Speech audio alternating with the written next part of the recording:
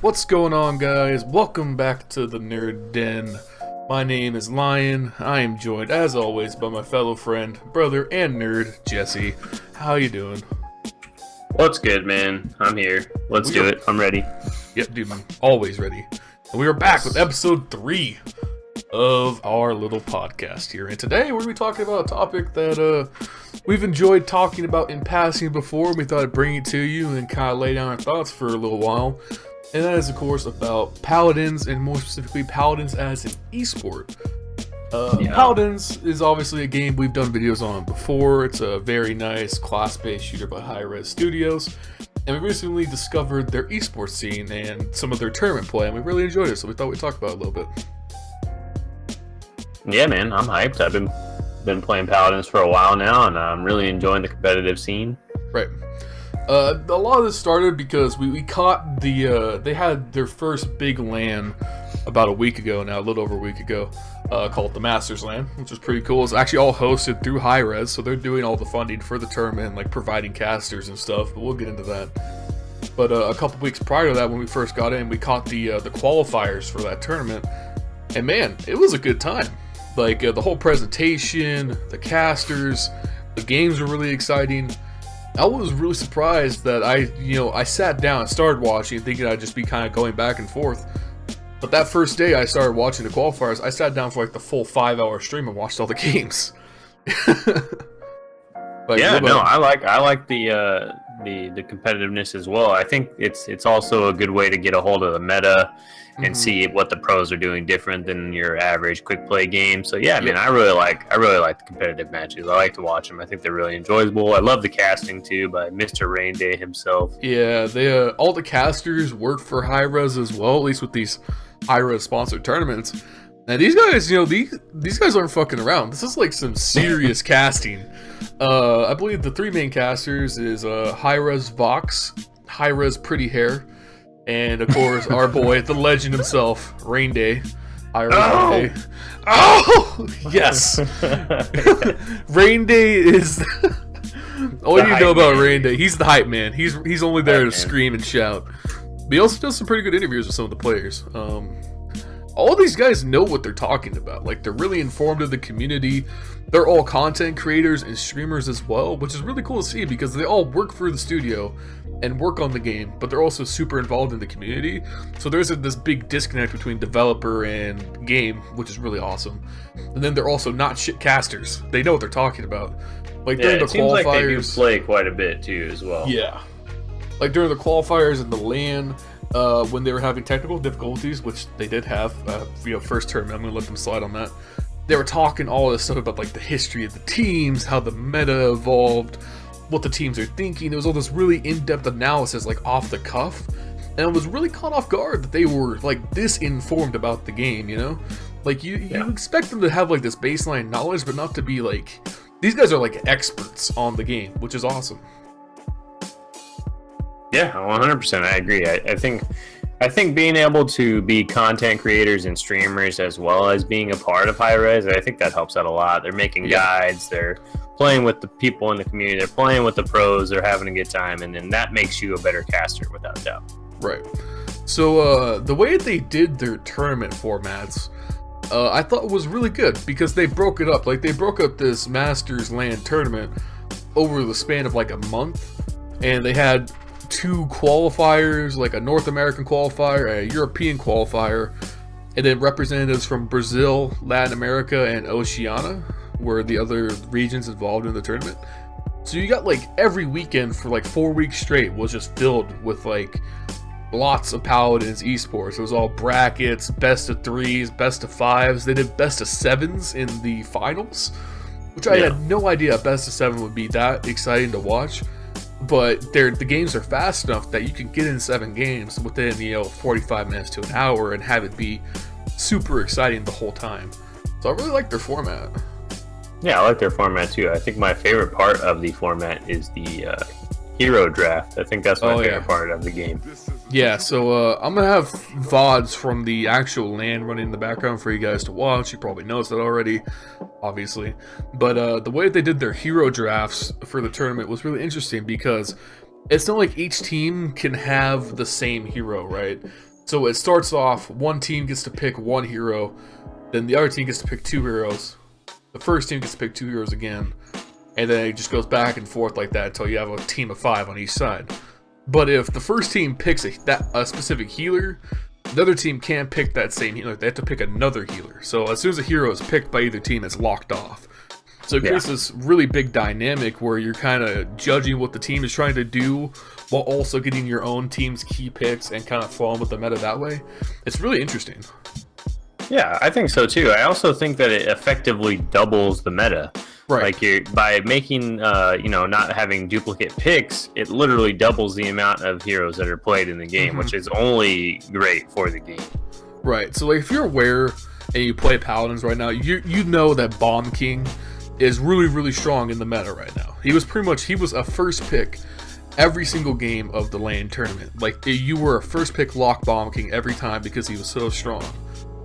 So now the other team had to create their own little meta to counter Bomb King at the tournament. It was so interesting to see over the course of the 3 days that they were at the finals that teams were developing an anti-meta to counter how strong Bomb King was, which was awesome. That was so awesome to watch develop. Yeah, super awesome. And you're guided by the casters, kind of giving you an idea of what's going on in the players' heads. Yeah, it's great, man. I really like the hero drops. It's one of the best things about the game right now. Oh, for sure. I think the esports would be so bland if it was, and I'm not taking a shot at Overwatch, because I think Overwatch also has a very interesting esports scene in and of itself. Yeah. But having that dynamic where there can only be one hero in a team just makes it so much more interesting. There's so much more room to pick like off meta or like sleeper picks. Yeah, it's great. Yeah, and it makes the drafting of heroes really fun to watch because you get an idea of they pick Bomb King, so we want to pick something that counters Bomb King, but do we want to wait to pick that hero because they might pick it after it's their turn? I mean, that's just like, that shit's interesting, man. And then there's the even further layer of the fact that once you pick all of your heroes, they can have 3 or 4 decks to run those heroes with their 3 legendary cards. So it's like, even if a team picks up Bomb King, there's 3 very distinct different ways to run that Bomb King. Paladins just has so much depth and interplay in its competitive scene because, like, on any given map, you could see a hero like Drogos played 3 different ways entirely because of his legendary card picks and depending on the map and the other team's draft. There's just so much complexity there, but it's also not... Like, games can be so difficult to the point that that watching them isn't interesting because you don't know what's going on. I feel like even if you don't play Paladins, you could watch these tournaments and with the help of the casters, effectively have a good understanding of what's going on, right? Yeah, without a doubt. I think the casters kind of hold your hand a little bit and get you through it, even if you don't know what's going on. I think it was enjoyable to watch my first tournament before I started playing Paladins to this last LAN where I've already been playing Paladins for a while now and really get to see the difference. I enjoyed it at the beginning and I enjoyed it even more at the end after I knew really, really what was going on. Yeah, if you're intimately involved with the game, watching like these people perfect and play these heroes to the highest level is super interesting because you see them, like, some of them were taking decks that I never would have even considered for heroes, and now I went back after the tournament and started making a whole bunch of other loadouts because now I'm like aware of how good these cards are. It's insane. Like, there's so much to chew on, and the casters are just sitting there and they're just eating it up. They're, like I said, there was a big technical error during the first day of the tournament where a game was delayed like an hour. And during that hour, instead of just like cutting the music for like 30 minutes, they just sat there and talked Paladins. And that was probably the most interesting 30 minutes of that first match because it was just a total wipe on one side, but I guess that's neither here nor there. But they just, the casters sat there and just talked all this interesting interplay between the two teams, and that was just so interesting. Yeah, no, I 100% agree. I think the casters are a huge deal in Paladins. I think it kind of separates Overwatch from Paladins because we have those really in-depth casters that are willing to hold your hand and is willing to think that most people aren't super familiar with Paladins, so they're really taking you step by step with what's going on a little bit, and I think it helps a lot. Yeah, and then during the broadcast, they would do like interviews in between games with teams. they got all their bases covered. Their player interviews are great. The casting itself is great. The presentation, the like how they do the camera switching and managing the player counts is all really good, really clean. It's really well set up for the fact that this is like their, I think, first or second major tournament. I believe second major tournament. And they got their shit together pretty well. And I'm really looking forward to see what they do going forward. Because this is only a $75,000 prize pool. And even that being said, you could tell that every single team was out for blood. It was just an insane competition all around. Yeah, no, I enjoyed the shit out of it, man. I'm looking forward to the next one, and yeah, I mean, for the first big land to see all the professional teams you've been watching and putting faces and names and stuff, I think that was awesome. Yeah, and it was interesting to see that these guys weren't, like, I feel like because me and Jesse both have watched a lot of Counter-Strike as well. That's kind of where we both got our start with esports. All these players were super comfortable and like super regular with being in front of a camera, and they were all like really interesting people, and they were all like super involved. It felt like I was watching Counter-Strike almost, with how like in-depth these players were and like how involved in the community they were for a game that's only been out for like a year. Counter-Strike has had 20 years to mature its audience and breed esports personalities and professional players that have been playing since 1.6 and all of that. Yeah. And I was getting those vibes, that like veteran vibes from players in a game that's only like a year and a half old. That's unreal to me. Yeah, no, I agree. I think the casters would really make Paladins super fun to watch, man. And it's a big deal because the game is so new. Yeah. If you don't have good casters, it just all falls apart. I mean, it could be as exciting of a match as you want, but if you don't have those casters building that narrative and kind of leading your eye to certain things or bringing notice to big plays, it all kind of falls apart at its roots, Yeah, without a doubt. We've gushed about how good this tournament was for 12 minutes, so we're gonna kind of change gears and talk about Paladins as an esport and how it can compare to other games in the scene. And we've already kind of done that somewhat, but I think there's a lot of potential here for Paladins to be like a big ticket, like marquee esport in the market. As it comes out of its beta and gets more attention, I think this game could go really huge. It has all the potential. Yeah, I think so too. I mean, for the first tournament to be $75K and sponsored by High Res straight up through the owner operator of the game, I think it's a big deal. I think that you can go kind of, the sky's the limit here. If we can keep getting good viewership, I think the viewership was mediocre. What was it through the weekend? I don't know. I think at any given time it was 3,000 to 4,000 across Twitch and YouTube.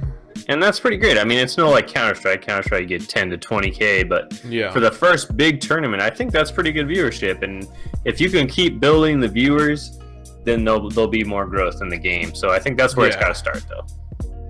Yeah, and I think the big thing going forward is that they keep marketing it well in-game. Like, they released, because they had one other big tournament at an expo prior to this, I don't know when, but they just released like a skin in-game that was like themed after the team who won, which was really cool. It brings attention to the esports scene in the game, which I think is super key. Like, whatever way you can highlight it. Like, I think Counter-Strike got a lot more attention for its scene through its Twitch presence, as well as like marketing it heavily in-game, like the announcements, the stickers, having the stream directly accessible in-game. Like, all those things brought the attention of it to the forefront. I think that's really key to getting these high viewership numbers that you see in these most popular esport games. So Paladins needs to keep doing that and even step it up further. And as we get further and further into this beta cycle, hopefully we see some of those things come through. Yeah, I think another thing that they could do that Counter-Strike does is the loot boxes at the big tournaments, dropping the the occasional loot box throughout the tournament to people who are watching the stream. I think that'll be awesome. I think that's a huge lure for Counter-Strike people during the major to tune in, because you can get the cool skin or whatever. And I think that would be a nice little... Yeah, there's a couple of routes that could go with like advertising it better.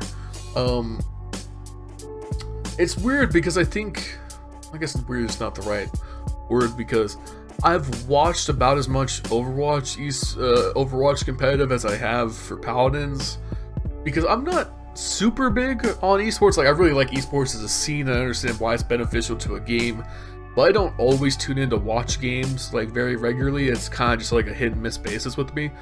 And like watching an Overwatch tournament and then watching a Paladins tournament, I think I was a lot more involved in the Paladins tournament as opposed to the Overwatch one, because I felt like Overwatch is complicated in a totally different way than Paladins. I feel like you can watch a couple minutes of an Overwatch game and kind of have a baseline idea of what's going on, and then from there it's just kind of like strategies and interplay. That's the really interesting part, because like metas are so hard set and teams run similar comps, and the game is very simple, and the fact that it's kind of just like poking for ultimates and then team fights with ultimates, and then either one team wins and one team loses or whatever, right? Paladins, there's a lot more going on, you know what I mean? Yeah, there's a lot more gunplay in Paladins. It's more about picking people off, getting in there and doing what you got to do, whereas in Overwatch, it's much slower paced. It can be a little bit boring at times to watch Overwatch when there's no ultimates and there's nothing going on, because everybody's just trying to build their ultimates. Whereas in Paladins, the ultimates are not necessarily game changers. They can be game changing, but they're not necessary to win the game. Yeah, you can end a team fight with just skirmishing. You don't necessarily have to waste ultimates. And that's what I think that makes the ultimates more interesting, because now ultimates become a like, do I use it here to get this point, or do I save it for a fight down the line? Instead of just the whole team saving their ults for one team fight, which is just almost always how Overwatch goes. Yeah, you don't see that many ultimate combos in Paladins because you don't need it. You only need to pick off one, maybe two people with your ultimate, and then you could pick off the rest of the team with just team fighting, you know? Well, yeah, and the combos come from the skirmishing from your teammates. You don't necessarily need 2 or 3 ultimates to start a fight. You can send 1 or 2 out to get a poke or a pick, or even just intel, because they're not all ultimates are like offensive. And I think there's a lot more to chew on strategy wise because of that. I feel like Overwatch is just super predictable, and that may be because the meta gets so like standardized that the teams don't really branch out, and the few teams that do don't really succeed with it. Yeah, I 100% agree. I think it's just much more fast-paced, Paladins. Yeah. I think it makes it more fun to watch. Yeah, I think that's why Counter-Strike is so entertaining, is because Counter-Strike and Paladins both have the perfect blend of like slow beats mixed in with like these bursts of really hard action, right? Like the Counter-Strike, there's a lot of setup, there's some meticulous like trying to find out what the other team's doing, smokes and flashes and executes. And then there's just a flat burst of engagement, right? Where things can go very, very fast for a very short amount of time and then cool down. And that makes it super interesting to watch. And that's why Counter-Strike is so entertaining. It's because there's just these big flat bursts of action. And I feel like Paladins hits a lot of those same notes because of how fast the TTK is, and the fact that there's not so much of a reliance on everyone use 5 ults in a fight and let's hope we win. Yeah, no, I agree 100%. I think that's a good comparison. Yeah. I think that I still think is really unfair with the timing of Paladins coming into open beta, because I feel like if Paladins came out even like 6 months or a year removed from Overwatch or before Overwatch, I think it wouldn't be a question that Paladins would be so much more popular. I think Paladins got just the shit end of the stick with this release schedule because it caused so much. I hate to use controversy because it's not a real controversy, but people made it a controversy. But I feel like it wouldn't be a question if Paladins could be a successful esport. It would be, and hopefully it does end up being. I would hate to see the game die off because it is so damn exciting. Yeah, I doubt that it'll die off. I think that it has its own fan base already to where it'll live forever as long as the community's there. I just want to see it grow a little bit more. Yeah, and I think, do you think there's anything they need to change? I think the only flaws are that were like the technical errors with the tournament. And it's like, you can't, that's like a non-issue, right? Because technical errors are kind of unavoidable, but I think they hit every note. Yeah. I think otherwise they hit every note. Like, as we said multiple times, casting's great. The diversity in gameplay is great. The teams are interesting and competitive. North America actually has some really strong competition compared to EU. You know, it's kind of like a dead meme in gaming at this point that North America is never as good as Europe. But North America went right against the top teams from Europe, and it was really interesting. It wasn't like Counter-Strike, where we all know Cloud9 is never going to get to a final. So, like, they even have that, which I think gives it a leg up over Counter-Strike in some stats, because there's all of the teams can win at any given time, right? There's no, like, clear top 5 or clear bottom 5. Yeah, no, definitely. And I also really enjoyed seeing the meta be changing kind of at one time during the event. Like, teams trying out different comps and stuff that people have never thought about. Maybe they've been practicing it to kind of pull it out, seeing just off meta picks. Seeing the game kind of change live like that is really fun and interesting. Yeah, for sure. So, I mean, I don't really have much more to add. I think Paladins can really do something special here in the esports scene, and hopefully it does. Do you have any other thoughts? No, I think we've kind of laid it out pretty good here. I think Paladins has got a lot of room to grow, and now it's just time to grow, and we'll see how it goes. Right. Alright, guys. Well, if you're interested in watching any Paladins Esports, Hi-Rez has several affiliated channels where they upload both esports content as well as preview content for the game itself, like new updates and stuff. Really strong presence on YouTube and Twitter. I suggest you follow any of it if you're at all interested in the game. If you like this video, of course, you can find JesseTiv at his links below in the description. If you want to see or listen to more episodes of the Nerd Den, you can, of course, like and subscribe. And other than that, my name has been Lionheart, and this has been JesseTiv, and this has been the 3rd episode of the Nerd Den. We hope you all enjoyed.